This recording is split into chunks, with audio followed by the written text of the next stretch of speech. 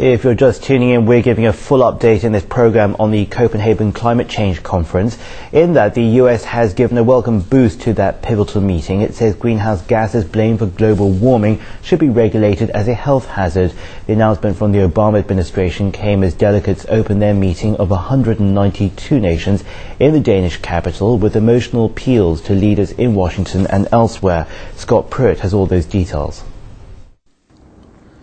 Under a Supreme Court ruling, a so-called endangerment finding is needed before the U.S. Environmental Protection Agency can regulate carbon dioxide and 5 other greenhouse gases released from automobiles, power plants, and factories under the Federal Clean Air Act. This long overdue finding cements 2009's place in history as the year when the United States government began seriously addressing the challenge of greenhouse gas pollution and seizing the opportunity of clean energy reform. The administration also said it will set the first ever greenhouse gas emission standards for automobiles and raise fuel economy to 35 miles per gallon by 2016 to further reduce carbon dioxide emissions. Environmental campaigners in Copenhagen gave a broad welcome on Monday.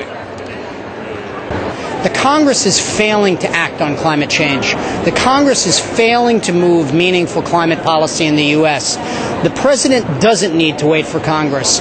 He can now use the EPA endangerment finding and the Supreme Court ruling that says the EPA can regulate greenhouse gases to move ahead and really begin to bring down greenhouse pollution in our country. Meanwhile, the European Union has called for a stronger bid by the Americans, who have so far pledged emission cuts much less ambitious than Europe's. Scott Pruitt, CCTV.